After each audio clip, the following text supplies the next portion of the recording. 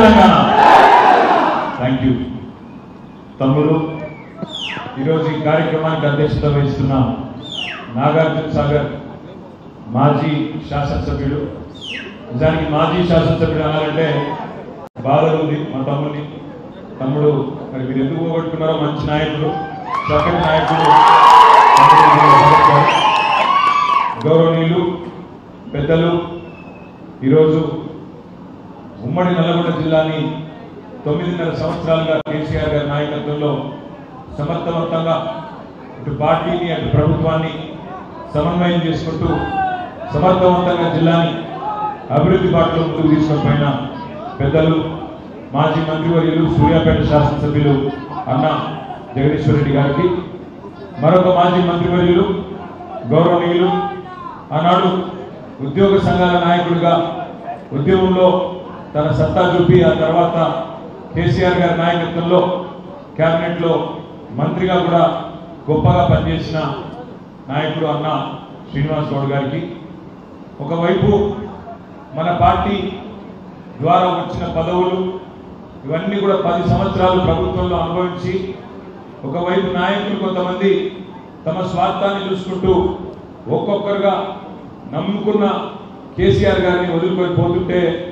మరి ఈ కష్టకాలంలో ప్రతిపక్షంలో నేనున్నా అంటూ మనతో ముందుకు వచ్చిన గౌరవనీయులు అన్న కాబోయే నాగర్ కర్నూలు ఎంపీ ఆర్ఎస్ ప్రవీణ్ కుమార్ గారికి, గౌరవనీయులు నల్లగొండ మాజీ శాసనసభ్యులు అన్న కంచర్ల భూపాల్ రెడ్డి గారికి, గౌరవనీయులు నల్లగొండ జిల్లా పరిషత్ చైర్మన్ సోదరులు బండా నరేందర్ రెడ్డి గారు, గౌరవ శాసన మండలి సభ్యులు, ఈ నియోజకవర్గంలో ఈరోజు చాలా మంది మన నాయకులకు కార్యకర్తలకు పెద్ద దిక్కుగా ఉన్న అన్నగారు ఎంసీ కోటిరెడ్డి గారికి, గౌరవ శాసన మండలి మాజీ సభ్యులు, పార్టీ వ్యవస్థాపక సభ్యుల్లో ఒకరు అన్న కర్ణే ప్రభాకర్ గారికి, గౌరవనీయులు తమ్ముడు తుంగతుర్తి మాజీ శాసనసభ్యుడు సోదరుడు, ఒక విద్యార్థి నాయకుడిగా తన జీవితాన్ని ప్రారంభించి తుంగతుర్తి నియోజకవర్గానికి 2 సార్లు శాసనసభ్యుడిగా పనిచేసిన మరొక తమ్ముడు యాదరి కిషోర్ గారు, రామచంద్ర నాయక్ గారు, కడారి అంజయ్య గారు, అదేవిధంగా సోదరుడు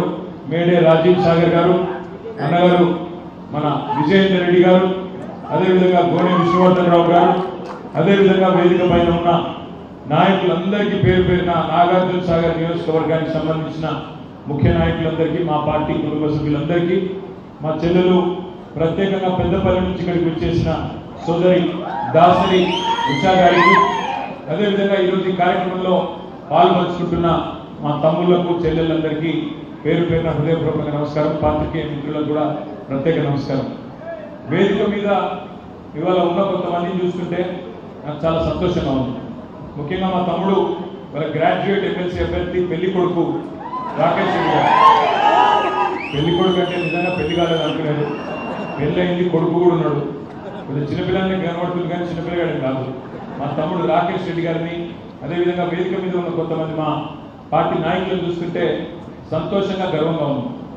తమ్ముడు బిట్స్ పిలానీలో గోల్డ్ మెడలిస్టు, ఒక రచయిత, ఉద్యమకారుడు, మరి అమెరికాలో సిటీ బ్యాంకు, ఫేస్బుక్ లాంటి సంస్థల్లో ఉద్యోగం చేసి 7 సంవత్సరాల పాటు అక్కడే జీవితాంతం కడుపులో చల్లగలకుండా అక్కడే కూర్చునే అవకాశం ఉన్నా అది వదులుకొని ఇక్కడికి వచ్చి ప్రజా జీవితంలో అడుగుపెట్టిన విద్యార్థికుడు, ఉత్సాహవంతుడు రాకేష్ రెడ్డి.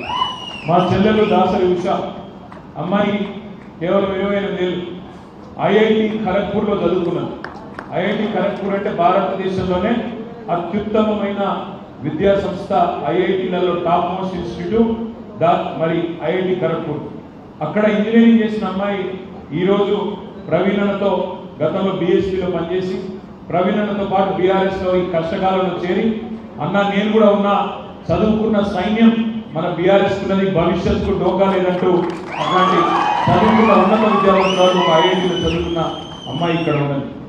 ఇప్పుడే శ్రీనివాస్ గౌడ్ గురించి నేను చెప్పిన, ఒక గెజిటెడ్ అధికారుల సంఘానికి అధ్యక్షుడిగా, ఆనాడు మున్సిపల్ కమిషనర్గా గ్రూప్ 1 ర్యాంకులో ఉండి ఉద్యోగాన్ని వదులుకొని మరి ఉద్యమంలోకి వచ్చి, ఉద్యమం తర్వాత మళ్ళీ కేసీఆర్ గారి నాయకత్వంలో ఎమ్మెల్యే అయి తర్వాత మంత్రి అయిన నాయకుడు అన్న శ్రీనివాస్ గౌడ్ గారు. ప్రవీణ్ గురించి అయితే నేను చెప్పాల్సిన అవసరం లేదు. అడిషనల్ డీజీపీ ర్యాంకులో ఉండి ఇంకా 7 సంవత్సరాలు ఐపీఎస్గా ఈ రాష్ట్రానికి డీజీపీగా సర్వోన్నతమైన పదవి అనుభవించే అవకాశం ఉన్నప్పటికీ 7 సంవత్సరాల సర్వీస్ వదిలిపెట్టుకొని ప్రజా జీవితంలోకి వచ్చిండు. వచ్చినాక అది కూడా బీఆర్ఎస్ ప్రతిపక్షంలోకి వచ్చినాక అవతల కాంగ్రెస్ వాళ్ళు ఎన్ని బంపర్ ఆఫర్లు ఇచ్చినా మీరు రండి, క్యాబినెట్ హోదా ఇస్తాం, ప్లానింగ్ బోర్డు వైస్ చైర్మన్ పదవి ఇస్తాం అంటే పోలేదు. మిమ్మల్ని టీఎస్పీఎస్సీ చైర్మన్ చేస్తాం రండి అంటే పోలేదు. అదేవిధంగా మీరు పార్లమెంట్కి నిలబడండి కాంగ్రెస్ పార్టీ నుండి అంటే లేదు, నేను తెలంగాణ గొంతుకైనా బీఆర్ఎస్ తోనే ఉంటా, కేసీఆర్ తోనే ఉంటా అని చెప్పి వాళ్ళ ప్రవీణ్ కుమార్ గారు వారు కూడా మనకు కనిపించినారు. నేను ఓన్లీ 4 పేరే ఎందుకు చెప్పినా అంటే వాళ్ళ ఈ పార్టీలో ఉన్న నాయకత్వం ఎక్కడెక్కడి నుంచి వచ్చిన వాళ్ళు, ఐఐటీల నుంచి, ఎన్ఐటీల నుంచి, ప్రభుత్వ సర్వీసుల నుంచి, ఉద్యమంలోంచి మొలకెత్తిన నాయకులు, విద్యావంతులు ఎంతమంది ఉన్నారో విద్యావంతులైన మా తమ్ముళ్ళందరూ ఇప్పుడు తెలవాలన్న ఉద్దేశంతోనే ప్రత్యేకంగా చెప్తా ఉన్నాం. ఇవాళ న్యాయవాది జగదీష్ రెడ్డి గారు కూడా స్వతహాగా న్యాయవాది వృత్తిపరంగా, కానీ తాను కూడా 2001లో కేసీఆర్ గారు పార్టీ పెట్టిన మరుక్షణమే న్యాయవాద వృత్తిని పక్కకు పెట్టి కేసీఆర్ గారితో ఆనాటి నుంచి నేటి వరకు ఒక తమ్ముడులాగా, ఒక సైనికుడిలాగా ఈ జిల్లాలో మొట్టమొదటి నుంచి ఈరోజు పనిచేస్తున్న నాయకుడు జగదీష్ రెడ్డి గారు. కర్ణి ప్రభాకర్ గారు కూడా వృత్తిపరంగా బ్రహ్మాండంగా అప్పటికే సెటిల్ అయినప్పటికీ 2001 నుంచి ఈ రోజు వరకు మరి కేసీఆర్ గారితో నడుస్తున్న నాయకుడు. గ్యాదర్ కిషోర్ గారు ఉస్మానియాలో చక్కగా చదువుకున్న తమ్ముడు, పీజీ చేసిన తమ్ముడు, విద్యార్థి ఉద్యమంలో అడుగుపెట్టిండు తెలంగాణ ఉద్యమంలో అంటే అప్పటి నుంచి ఇప్పటి వరకు బ్రహ్మాండంగా కేసీఆర్ గారితో కలిసి నడిచిన నాయకుడు. ఇదంతా ఎందుకు చెప్తా ఉన్నా అంటే ఈ పార్టీలో విద్యావంతులకున్న స్థానం, విద్యావంతులకున్న గౌరవం, చదువుకున్న వారికి ఉన్న కమిట్మెంట్ ఉన్న నాయకత్వానికి ఏ రకంగా పార్టీ ప్రాధాన్యతనిస్తున్నదో చెప్పడానికి నేను మీకు అంతా చెప్తా ఉన్నాను. మనమేమో ఇట్లా ఉన్నాం, 10 ఏళ్ళు తెలంగాణ రాష్ట్రం ఏర్పడిన తర్వాత కమిట్మెంట్తో, కేవలం తదేక దీక్షతో, సొంత ఇల్లు కట్టుకుంటే ఎంతైతే ప్రేమతో కట్టుకుంటామో అంత ప్రేమతో, అంత కమిట్మెంట్తో, అంత పట్టుదలతో 10 ఏళ్ళు పనిచేసుకున్నాం. ఒకవైపు సంక్షేమం, మరొక వైపు అభివృద్ధి, రెండింటిని 2 కళ్ళలాగా జోడెద్దుల మాదిరిగా తీసుకొని పోయే ప్రయత్నం చేసినాం. అన్ని విషయాల్లో 1-2 కాదు, ప్రతి విషయంలో సాగునీరు కావచ్చు, తాగునీరు కావచ్చు, విద్య కావచ్చు, వైద్యం కావచ్చు, పట్టణాభివృద్ధి కావచ్చు, పల్లెల ప్రగతి కావచ్చు, ఏ రంగమన్నా తీసుకోండి, సంక్షేమం కావచ్చు, అభివృద్ధి కావచ్చు, ప్రతి రంగంలో తనదైన ముద్రను ఇవాళ తెలంగాణ భారతదేశం ముందు వేసింది. ఒకప్పుడు బెంగాల్ గురించి అనేవాళ్ళు పెద్దలు, what Bengal does today India does tomorrow, India will do tomorrow అనేది. అంటే బెంగాల్ ఈ రోజు చేసింది దేశం మొత్తం రేపు చేస్తుంది అనే మాట అనేవారు. కానీ ఇవాళ గర్వంగా చెప్పుకోవచ్చు ప్రతి తెలంగాణ బిడ్డ, ఇంకో 10 రోజుల్లో జూన్ 2 తారీఖు రాబోతా ఉంది. 10 ఏళ్ళు తెలంగాణ ఏర్పడిన తర్వాత 10 ఏళ్ళు పూర్తి కాబోతా ఉన్నాయి. ఇవాళ ప్రతి తెలంగాణ బిడ్డ గల్లా ఎగరేసి చెప్పొచ్చు, తెలంగాణ ఆచరిస్తుంది, దేశం అనుసరిస్తుంది. What Telangana does today India does tomorrow అనే విధంగా గర్వంగా తలెత్తుకొని ఇవాళ నిలబడే విధంగా ప్రతి తెలంగాణ బిడ్డ బ్రహ్మాండంగా పనిచేసినాం. సమగ్ర, సమ్మిళిత, సమతుల్య అభివృద్ధి సాధించుకునే దిశగా, సమీకృత అభివృద్ధి సాధించుకునే దిశగా ముందుకు పోయినాం. ఊరికి ఏదో పదాల పడికట్టు కోసం నేను మాటలు మాట్లాడడం లేదు. ఒక్కసారి ఆలోచించండి. గత 9.5 ఏళ్లలో కేసీఆర్ గారి నాయకత్వంలో ఒకవైపు ఐటీ రంగం ఉరుకులు పరుగుల మీద దూసుకొని పోయింది. 3 లక్షల మంది ఉద్యోగులు ఉండేది మనం అధికారంలోకి వచ్చినాడు 2014లో. మనం అధికారంలోకి దిగిపోయినాడు 10 లక్షల ఉద్యోగాలకు చేర్చిన ఘనత కేసీఆర్ గారి నాయకత్వం అనే మాట నేను మీకు గుర్తు చేస్తా ఉన్నాను. ఐటీ ఎగుమతులు 57,000 కోట్లు మనం అధికారంలో అడుగుపెట్టినాడు 2014లో. మనం దిగిపోయినాడు దాన్ని 57,000 కోట్ల నుంచి 2,41,000 కోట్లకు చేర్చిన ఘనత కేసీఆర్ గారి నాయకత్వాన్ని. ఒకవైపు ఐటీ ఎగుమతులు, మరొక వైపు వ్యవసాయ దిగుబడులు కూడా అంతే స్థాయిలో పెంచిన ఘనత ఇవాళ కేసీఆర్ గారి నాయకత్వాన్ని. నల్లగొండ బిడ్డలు, ముఖ్యంగా ఉమ్మడి నల్లగొండ జిల్లా బిడ్డలు మీరు గర్వంగా చెప్పుకోవచ్చు. 2014లో తెలంగాణ రాష్ట్రం వరి ధాన్య ఉత్పత్తిలో భారతదేశంలో 14వ స్థానంలో ఉండేది. 14వ స్థానంలో 2023లో కేసీఆర్ గారు మనం అధికారం కోల్పోయిన నాడు భారతదేశంలో పంజాబ్, హర్యానాను దాటి నంబర్ 1 స్థానానికి ఎదిగింది వరి ధాన్యం ఉత్పత్తిలో తెలంగాణ. మొత్తం తెలంగాణ నంబర్ 1 అయితే ఆ తెలంగాణలో ఉమ్మడి నల్గొండ జిల్లా వరి ధాన్యం ఉత్పత్తిలో అగ్రశ్రేణి జిల్లా నంబర్ 1 జిల్లా అనే మాట నేను మీకు గుర్తు చేస్తా ఉన్నాను. వాళ్ళ ఒక్క మెడికల్ కాలేజ్ లేదు నల్గొండలో 2014లో. అట్లాంటి నల్గొండలో ఇవాళ ఒకటి కాదు 3 మెడికల్ కాలేజీలు, 3 నల్గొండలో ఒకటి. మీరు ఈరోజు ఇక్కడ నుంచి ఆలియా నుంచి నల్గొండ పోతుంటే నల్గొండ పట్టణంలో ఎంటర్ అయితేనే కుడివైపు బ్రహ్మాండమైన రాజభవనం లాంటి రాజప్రసాదం లాంటి మెడికల్ కాలేజ్ ఇవాళ కేసీఆర్ గారి నాయకత్వంలో మనం ఏర్పాటు చేస్తున్నాం. సూర్యాపేటలో మరొక మెడికల్ కాలేజ్, అదేవిధంగా యాదాద్రిలో మరొక మెడికల్ కాలేజ్. ఒక్క ఉమ్మడి జిల్లా నల్గొండలో 3 జిల్లాలు చేసుకున్నాం. కొత్త మున్సిపాలిటీలు చేసుకున్నాం, నందికొండ కానీ ఆలియా కానీ. అదేవిధంగా తాండాలను పంచాయతీలు చేసుకున్నాం. ఎన్నో సంవత్సరాల కళ గిరిజన బిడ్డలు మా తాండాలో మా రాజ్యం ఉండాలని పరిపాలన వికేంద్రీకరణ కోసం కొత్త జిల్లాలు, కొత్త మండలాలు, కొత్త రెవెన్యూ డివిజన్లు, కొత్త గ్రామ పంచాయతీలు ఇవన్నీ కూడా చేసుకున్నాం. ఒకవైపు ఐటీ ఎగుమతులు, మరొక వైపు వ్యవసాయ ఉత్పత్తులు, ఒకవైపు పారిశ్రామిక రంగంలో వెలుగులు. 24,000 కొత్త పరిశ్రమలు తీసుకొచ్చాం. దాదాపు 3.5 లక్షల కోట్ల పెట్టుబడులు సాధించుకున్నాం. మరొక వైపు పరిశ్రమలను పర్యావరణహితంగా సాధించుకున్నాం. పర్యావరణాన్ని కాపాడుకున్నాం. పచ్చదనాన్ని కూడా భారతదేశంలోనే అత్యధికంగా 7.7% పెంచుకున్నాం. ఎందుకు చెప్తున్నా అంటే ఇదంతా 10 ఏళ్లలో మనం సాధించిన అభివృద్ధిని ఒక్కసారి అవలోకనం చేసుకోవాల్సిన అవసరం ఉంది. సరే, మీరు అడగవచ్చు, అన్నా మరి పల్లె ప్రగతి బాగుండి, పట్టణ ప్రగతి బాగుండి 2.5% జనాభా ఉన్న తెలంగాణ భారతదేశ జీడిపికి 5% కాంట్రిబ్యూట్ చేస్తే మరి మీరు ఎందుకు ఓడిపోయినారు అన్నా మీరు అడగవచ్చు. ఎందుకు ఓడిపోయినా కూడా నేను చెప్తాను. మన ఓటమి కూడా స్వల్ప తేడాతో జరిగింది.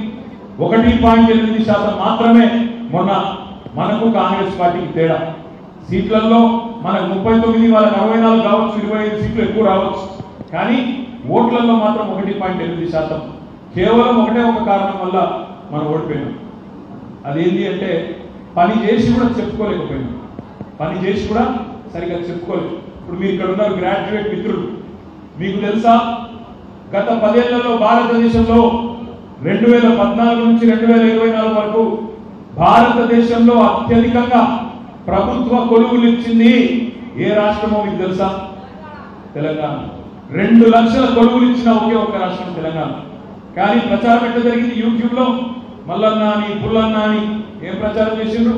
ఒక్క ఉద్యోగం రాలే, ఎవరికి వచ్చింది ఉద్యోగం అని చెప్పి అడ్డగోలు మాటలు. కేసీఆర్ గారు ఒకే ఒక్క నాయకుడు భారతదేశంలో 95% రిజర్వేషన్ రాష్ట్రపతి గారి సంతకం పెట్టించి కొత్త జోనల్ వ్యవస్థను 95% ఉద్యోగాలు స్థానికులకే ఇచ్చే విధంగా తెచ్చిన మొట్టమొదటి ముఖ్యమంత్రి భారతదేశంలో 75 కేసీఆర్ గారు. ఇది మనకు తెలియదు, మేము చెప్పుకోలేదు. 2 లక్షల ఉద్యోగాలు ఇచ్చి కూడా మేము చెప్పుకోలేదు. రేవంత్ రెడ్డి గారేమో ఆయన 7 ఉద్యోగాలు కూడా నేనే ఇచ్చినా అని చెప్పుకుంటున్నాడు. మంది పుట్టిన బిడ్డలు నా బిడ్డలు చెప్పుకుంటున్నాడు. ఆలోచించండి, 30,000 ఉద్యోగాలు ఇచ్చినా అంటాడు రేవంత్ రెడ్డి.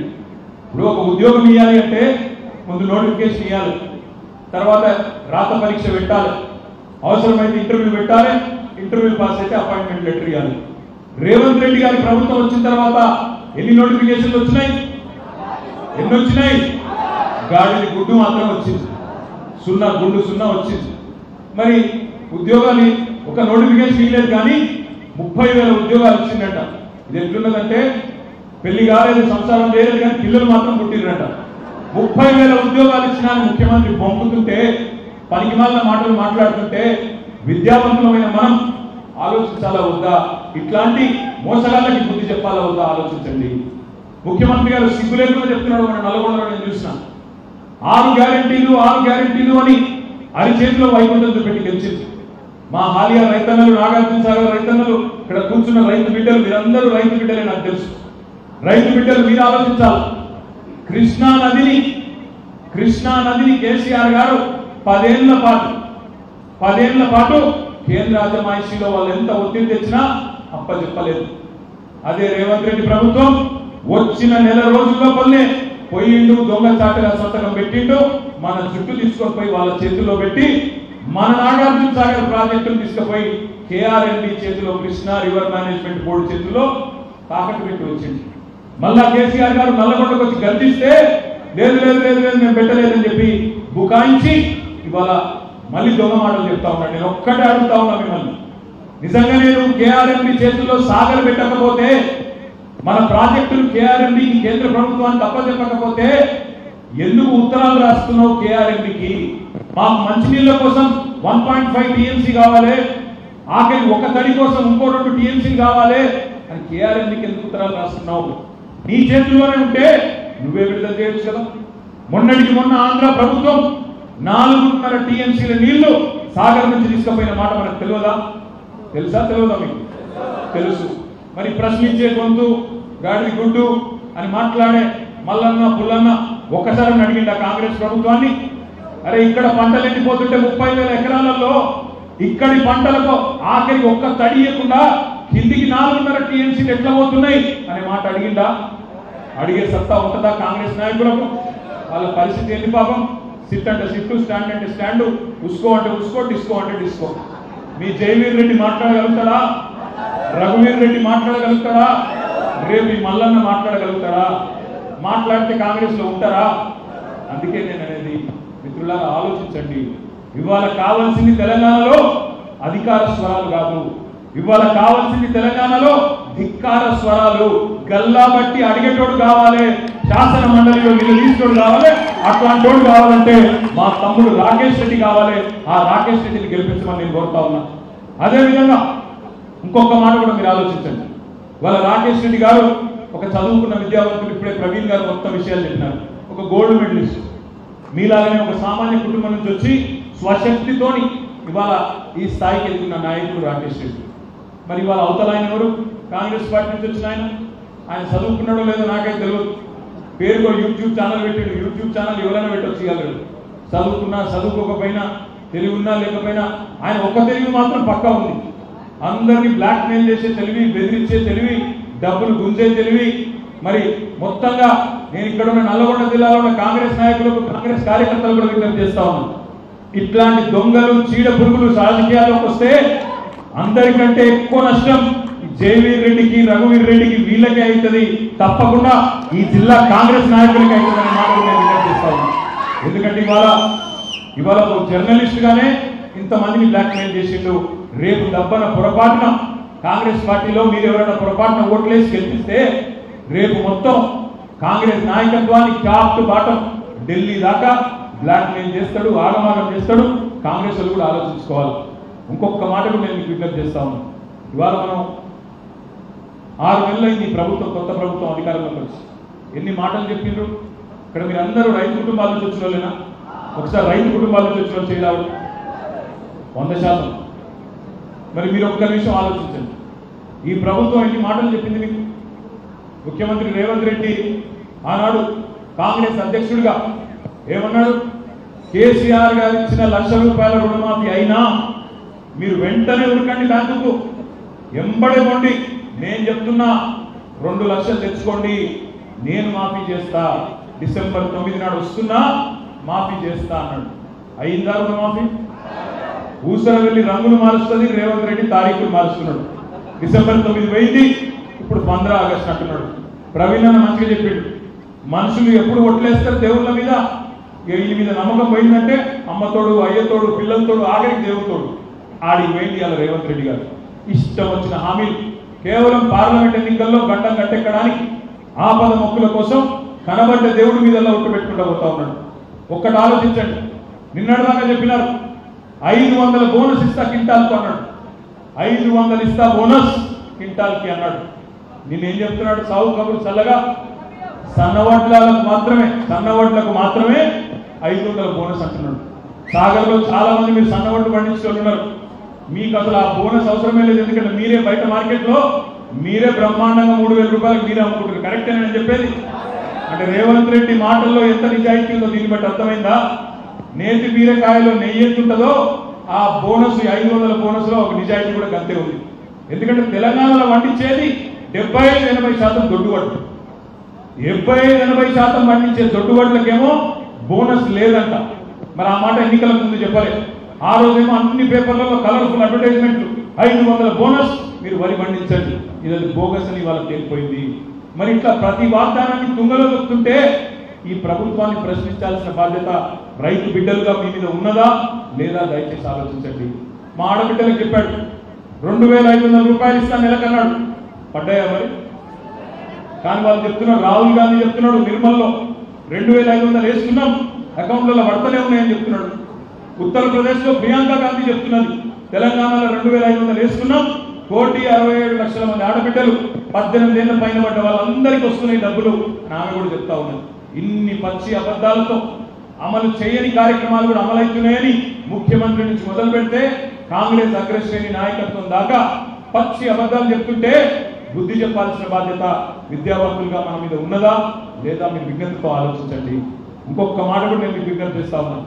ఇన్ని మాటలు చెప్పి తుంగలో దక్కినా 2 లక్షల రుణమాఫీ అని చెప్పి మాట తప్పినా, కేసీఆర్ 10,000 ఇస్తున్నాడు నేను 15,000 ఇస్తా అని నమ్మబలికి మోసం చేసినా, కేసీఆర్ భూ యజమానులనే పట్టించుకుంటున్నాడు, కౌలు రైతులను పట్టించుకుంటలేడు, నేను వచ్చినాక కౌలు రైతులకు కూడా రైతు భరోసా ఇస్తా అని నమ్మబలికి మోసం చేసిన, వ్యవసాయ రైతు కూలీలకు 12,000 ఇస్తానని చెప్పి మోసం చేసిన, ఆటో డ్రైవర్లకు నెలకు 1,000 రూపాయలు ఇస్తానని మోసం చేసిన, మొదటి సంవత్సరంలోనే 100 రోజుల్లోనే జాబ్ క్యాలెండర్ విడుదల చేస్తా 2 లక్షల ఉద్యోగాలు ఇస్తా అని నమ్మబలికి మోసం చేసిన, మనం తిరగబడకపోతే, ఓటు ద్వారా బుద్ధి చెప్పకపోతే తప్పకుండా జరిగేది ఒకటే. మొదటిసారి మోసపోతే ఎవరి చేతుల్లోనైనా తప్పు వాడిది అవుతుంది, మోసం చేసినోడిది అవుతుంది. కానీ రెండవసారి కూడా అదే వ్యక్తి చేతుల్లో, అదే పార్టీ చేతుల్లో మళ్ళీ మోసపోతే ఈసారి తప్పు మనదైతుంది, గొంతు కూడా మూగబోతుంది. 5 ఏళ్ళు అడిగేటోడు ఉండడు, రేపటి రోజున ప్రశ్నించేటోడు ఉండడు. శాసనసభలో, శాసన మండలిలో ఇవాళ ప్రశ్నించే గలం ఉండాలి అంటే టిఆర్ఎస్ పార్టీ ఉండాలి. తెలంగాణ తరఫున పేగులు తెగేదాకా కొట్లాడే సత్తా ఉన్న నాయకత్వం, విద్యావంతులైన నాయకులు అక్కడ ఉండాలి. నేను మీ అందరినీ మనస్ఫూర్తిగా ప్రార్థించేది ఒకటే, ఆ నమూనా బ్యాలెట్ ఒక్కసారి చూడండి. జరగండి జరగండి తమ్ముడు, అడ్డం జరగండి, కూర్చోతాము. ఆ నమూనా బ్యాలెట్ ఒక్కసారి చూడండి దయచేసి. ఈ బ్యాలెట్ మీద ఈసారి ఎన్నికల్లో మనకు గుర్తులు ఉండవు, సింబల్స్ ఉండవు, కేవలం అభ్యర్థుల పేర్లు, వాళ్ళ ఫోటో ఉంటుంది, దాని పక్కన బాక్స్ ఉంటుంది. మన అభ్యర్థి రాకేష్ రెడ్డి గారు, ఏనుగుల రాకేష్ రెడ్డి గారు 3వ నంబర్లో ఉన్నారు. ఆయన ఫోటో ఉంటుంది, పేరు ఉంటుంది, దాని పక్కన బాక్స్ లో మనం టిక్కు పెడితే చెల్లదు, టిక్కు పెడితే చెల్లదు, ఇంటూ పెడితే చెల్లదు. చెల్లేది ఒకే ఒక్క పద్ధతి, అగో వెంకటేశ్వర స్వామికి కదా నిలువు గీత పెడతాం చూడు, నిలువు గీత, అగో అట్లా ఒకటి మాత్రమే వేయాలి తప్ప టిక్కు పెట్టద్దు, ఇంటూ కొట్టద్దు, వేలు ముద్ర వేయద్దు, ఇంకోటి చేయొద్దు. కేవలం 1 నంబర్ వేసి మొదటిది ఒకటే ఒక్క ప్రాధాన్యత, 1 and only ప్రయారిటీ ఓట్ దయచేసి రాకేష్ రెడ్డి గారికి వేసి, మరి 34 నియోజకవర్గాల పరిధిలోని 4,73,000 మంది విద్యావంతులు కాంగ్రెస్ పార్టీకి, కాంగ్రెస్ ప్రభుత్వానికి, బీజేపీ పార్టీకి బుద్ధి చెప్పాలని మనస్ఫూర్తిగా మీ అందరినీ